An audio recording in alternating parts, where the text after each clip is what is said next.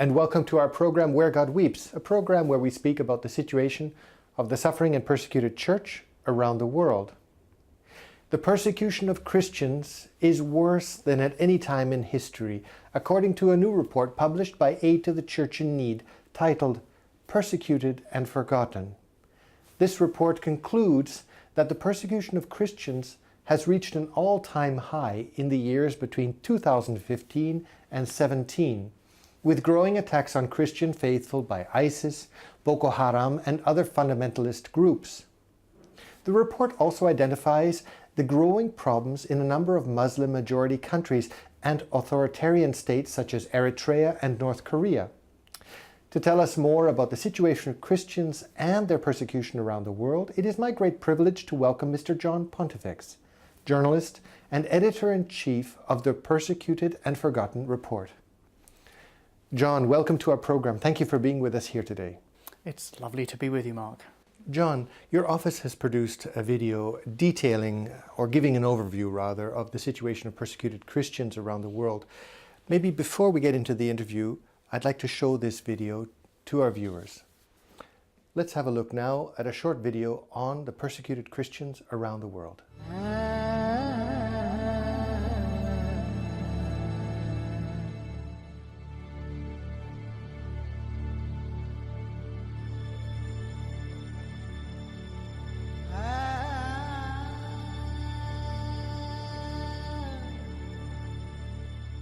Elias was bound hand and foot to a cross.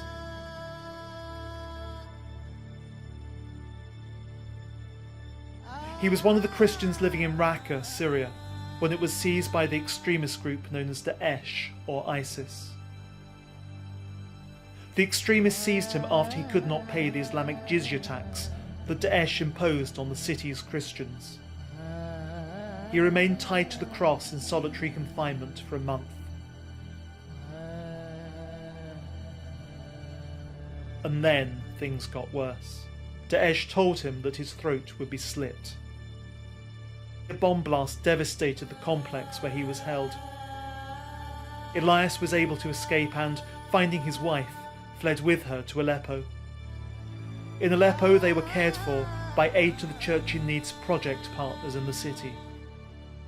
Elias is just one of the many Christians around the world who are suffering because of their faith. Christians whose stories have been uncovered by ACN's on-the-ground research for its Persecuted and Forgotten Report, which has been backed up by other research. Persecuted and Forgotten examines the oppression of Christians between mid-2015 and mid-2017, focusing on 13 countries which are essential for any understanding of the trends in Christian persecution today. ACN's research revealed evidence of the most serious persecution against Christians in terms of violations of fundamental human rights, including violence, rape, unlawful detention, unfair trial, and prevention of religious assembly. In terms of the numbers of people involved, the gravity of the crimes committed and their impact, it is clear that the persecution of Christians today is worse than at any time in history. Not only are Christians more persecuted than any other faith group, but ever-increasing numbers are experiencing the very worst forms of persecution. In Syria and Iraq, we have seen an exodus of Christians from the region. The exodus is associated not only with conflict, but with the action of extremist groups. In Iraq, Daesh's plan to erase all evidence of the Christian presence was made plain. They desecrated or removed crosses and other symbols on church buildings. They defaced icons. They burned down churches and Christian homes, and they subjected Christians to denigrating treatment. One Christian woman described how the extremists took her and her baby to an internment camp where she was repeatedly raped. Elderly Christian woman Zaretha was one of the few Christians who remained in Karakosh when it was seized by Daesh. She remained there to nurse her dying husband. When Daesh's extremists raided her house, they found a crucifix and forced her to spit on the cross. And Daesh's campaign spread to Egypt, where a church which had already suffered ongoing persecution has now faced mass killings on repeated occasions. Such problems have also been seen in parts of Africa. For example, in Nigeria, where Boko Haram's war on Christians has seen 1.8 million people displaced, more than 200 churches and chapels damaged, and its murderous campaign has left 15,000 children as orphans. But the Middle East and Africa are not alone in suffering persecution, nor is the problem confined to radical Islamism. In India, the rise to power of the right-wing BJP has made radical groups feel that they are free to attack Christians and other non-Hindu groups. From January to May 2017, there were 316 attacks on Christians, almost as many as were recorded for the whole of 2016. In Pakistan, Christians living under the threat of the controversial blasphemy laws have been raped, murdered, and the target of extremist bombings. In totalitarian regimes China and North Korea, intolerance has risen as Christianity is perceived as a foreign influence that could undermine communism. The pulling down of crosses from churches in China is just the tip of the iceberg, and churches are experiencing a renewed crackdown on church leaders considered dissidents by the regime. But there are signs of hope. In many of these countries, aid to the church in need has only been able to gain access to such sensitive information as it is already working alongside local churches, providing essential help and assistance. In Iraq, ACN is helping churches to rebuild Christian settlements that have been destroyed. It is helping Christians resume their lives in Iraq. As ACN's founder, Father Werenfrid, said, "We are helping to dry the tears of the abandoned Jesus on the crosses of this century."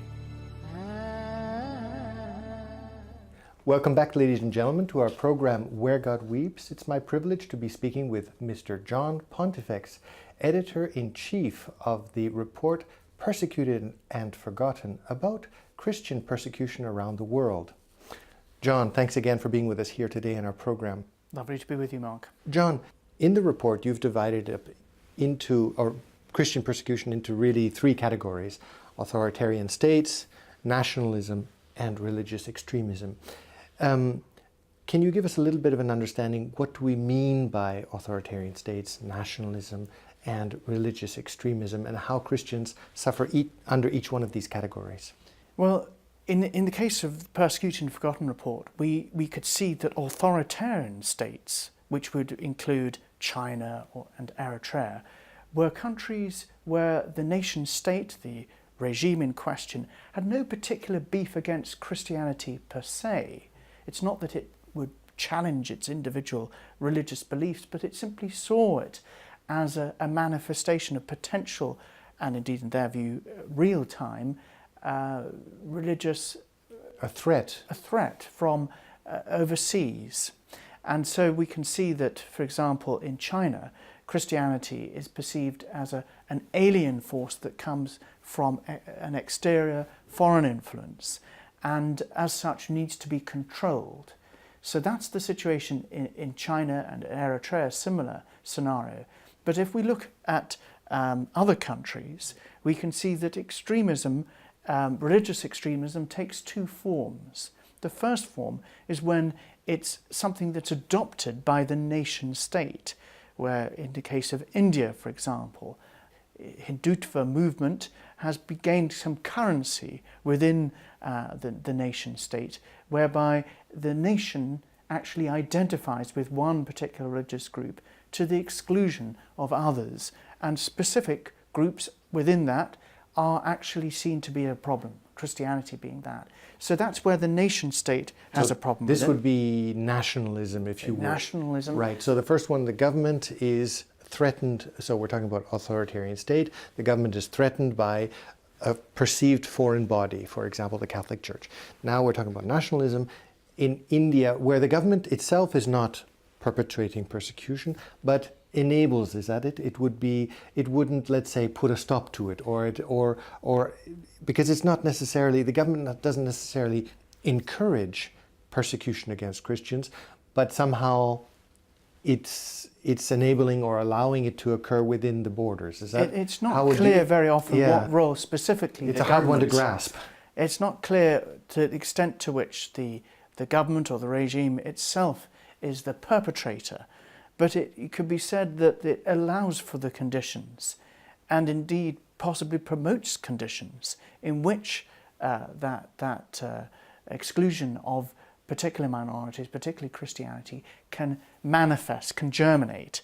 And then the third example is where you have religious extremism, which is actually from a societal pressure, a group within society, often actually estranged from the larger makeup of any given country. And that particular societal group has it in mind to specifically target one or more religious group, and obvious examples of this are clearly Boko Haram or indeed ISIS, Daesh in Syria and Iraq and elsewhere, who have no relationship with the state, but In fact, the state is almost a victim at the same time. absolutely, but in some cases the relationship with the state is more difficult to define.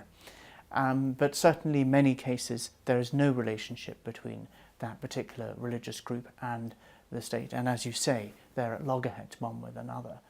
John, coming back to the top 10 list now, if we were to consider what would be the top 10, I think North Korea must be more or less at the top. Can you tell us, what is the situation for Christians in North Korea today? Well, nobody can say categorically the full picture of what Christians and other minority groups suffer in North Korea, because it is famously a secretive and very forbidden country for outsiders to enter. But through our contacts today to the Church in Need, we're able to say, for example, that since the creation of what we would call now modern North Korea in 1953, when the Kim dynasty first came to power, that there have been up to 200,000 Christians have disappeared, and that there are tens of thousands, perhaps up to 70,000 Christians who are seen to be, understood to be, in camps in the northeast coast of North Korea. And that we have very disturbing reports of what happens to individual Christian groups and individuals. For example, there are reports of Christians being trampled underfoot or thrown under a bulldozer, a steamroller. And there are incidents in which Christians apparently have been placed on a cross, which in turn has been placed over a fire. So people are both crucified and burnt. And the whole process is there to snuff out the active participation of Christianity in that particular country. And for example, the Diocese of Pyongyang has not been able to appoint a bishop since 1944, when the last bishop was formally put in place there. So we can see a whole process where Christianity, in its very basic formation, is completely crushed underground. And we also have to bear in mind that there is a pseudo-religious dimension to the Kim dynasty, whereby individual faith groups, including Christianity, is seen as directly opposed to the sort of hero worship. It's a personality cult. A personality cult that surrounds the Kim dynasty. And there's the Songbun ranking of hostility, whereby individual groups are seen on a scale of threat to the nation state. And Christians, both Protestants and Catholics, exist on this sort of list of no-go religions, and as such are formally outlawed.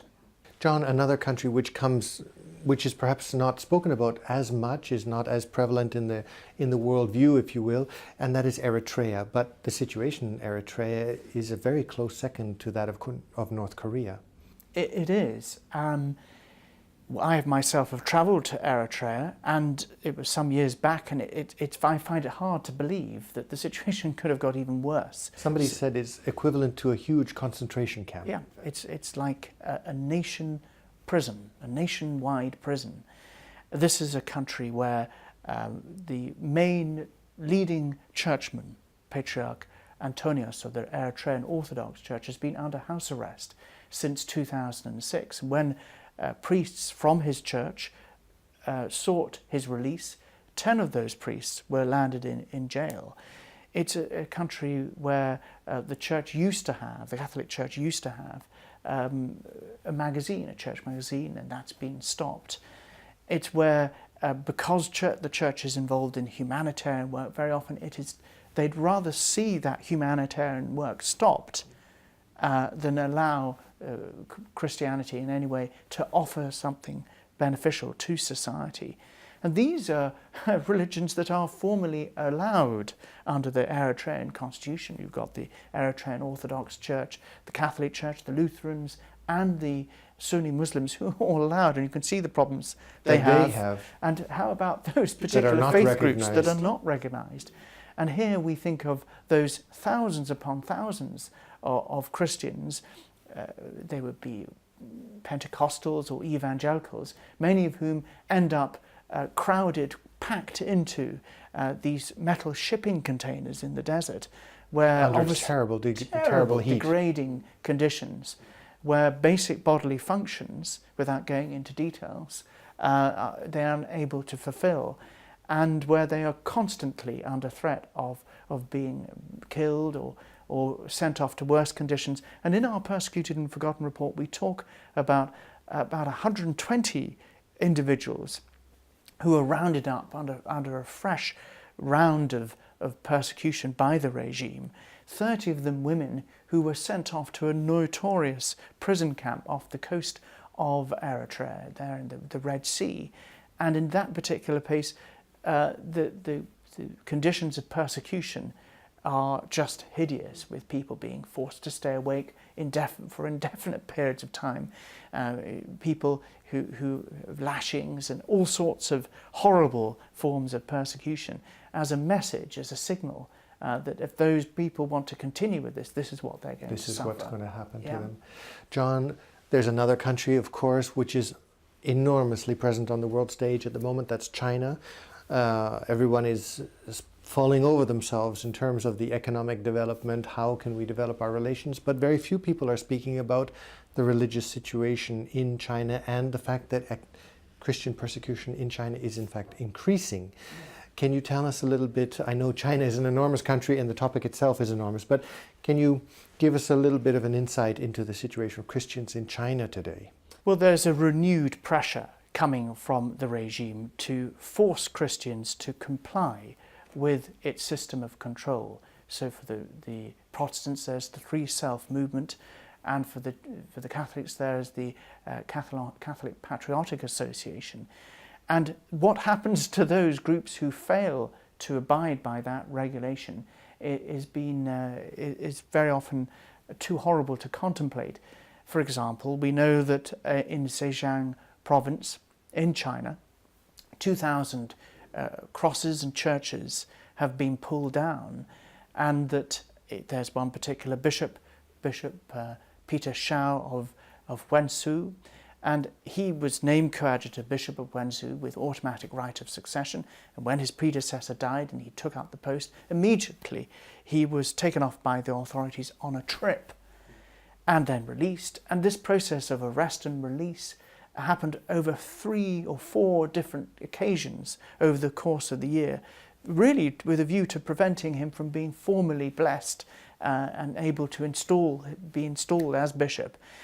And we have all sorts of instances where the new regime, the regime there in China, is seeking to put a renewed pressure on the church groups to comply. And for example, the president there has named religion to be very often a form of foreign infiltration.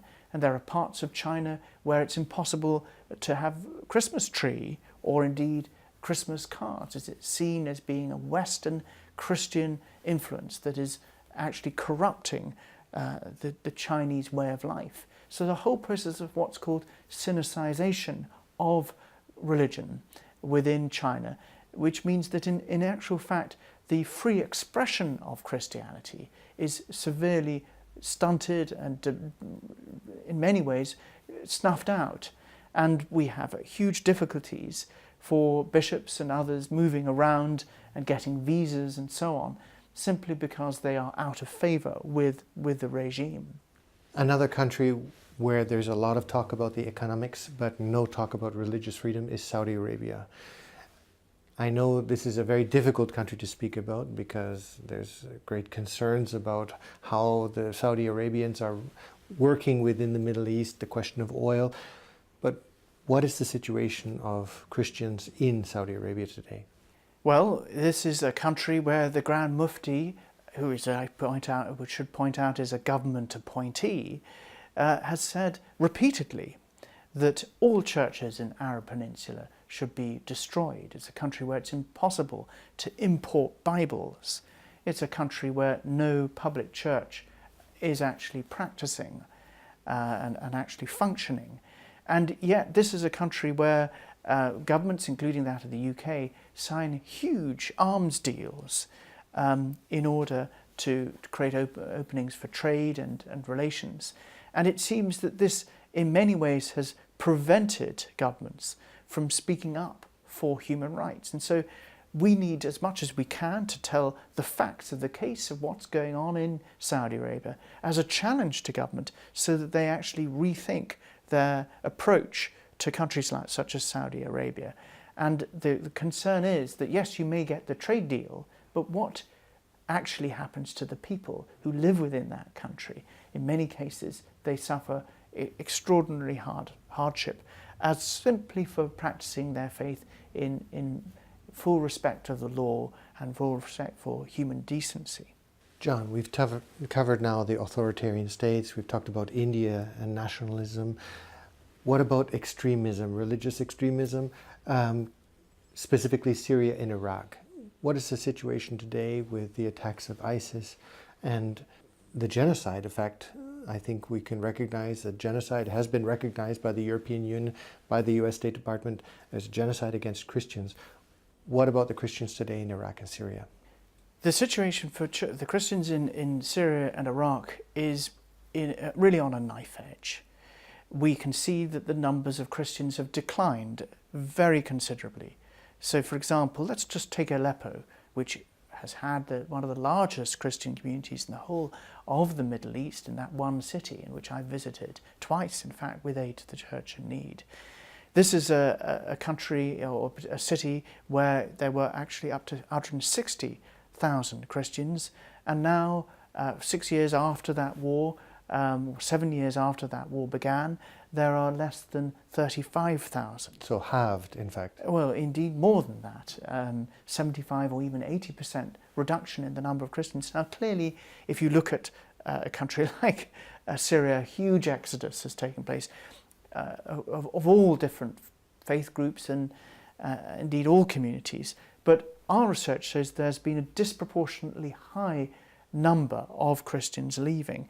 And I remember walking around the old city, and one morning there in Aleppo, we could see that there were 8 churches that had been damaged and destroyed. And yes, some of them would simply have been caught up in the crossfire there, but the bishops and priests and others told us that some of them had been directly targeted.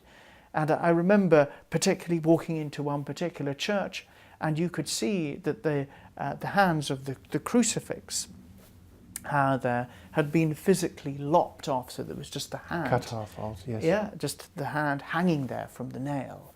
So there was a definite attempt to really show that Christianity was being cut off. Had no place. Had no place at all. And we've spoken to individual Christians who have in themselves been placed on crosses in solitary confinement precisely because they were unable to pay the jizya tax as non-Muslims. That was their obligation, and for failing to do so they were placed in these horrific conditions. And we've spoken to people whose family have been killed largely because of their Christian faith. And if you look at the tests which constitute genocide as adopted by the United Nations, all of those tests, in fact, have been met in the case of Syria and Iraq and what's happened under ISIS to show that comprehensively we can clarify and confirm that a genocide against Christians has taken place. And we call on the world community to recognise this and to show that if it's going to happen to this group here, the next time it happens in the world, we need to show that we're ready and we're not going to see this happen ever again. John, we've had a very brief horizon of the situation of Christian persecution around the world. It begs the question, what can we do? Well, this is the key question, because there comes a point where you just feel completely helpless. But Aid to the Church in Need exists to provide help. And the first thing that we call on people to do is to pray. As a Catholic organisation, we really speak up for the role of prayer. And when we visit these countries, Syria, Iraq, Pakistan, China, wherever it may be, the individual families that we meet always ask us, please pray for us. They feel the benefit of that prayer, and it's our duty to pray as Christians. So we pray particularly for those, for example, who can't go to Mass, who can't practice their faith easily. And the second thing we need to do is to become conversant, become knowledgeable about the situation. The failure to make a change comes from the fact that people don't know. So let's find out about how it is Christians suffer, where they suffer, because that then will lead to the third thing, which is action. Once we know about it, we can begin to see ways in which we can help. So the question for those listening, watching this programme, is write to your parliamentarian, engage with them and ask them to speak up for a particular faith group, particularly Christians who suffer, and ask them what are they doing to help. Because if Christians are to suffer genocide, if they're to suffer other forms of persecution, and we remain silent, where does that leave our own conscience? There is a lot that can be done to push the international community to recognise human rights, religious freedom as a key constituent in form of bilateral relations. And we need to say to particular governments, if indeed you continue to behave in this way, then maybe we should not commit ourselves to the deepening of relations, with trade relations and other developments that ensue from that, because we cannot see a situation where this persecution continues. John Pontifex, Editor-in-Chief of Persecuted and Forgotten, thank you for having been with us today in our program. Thank you, Mark.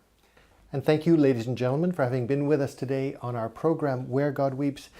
And if you'd like to know more about the report Persecuted and Forgotten, where you can order it, how you can get a copy, or perhaps how you might be able to help through your prayer or concrete action, I would encourage you to look at the contact information at the end of this program.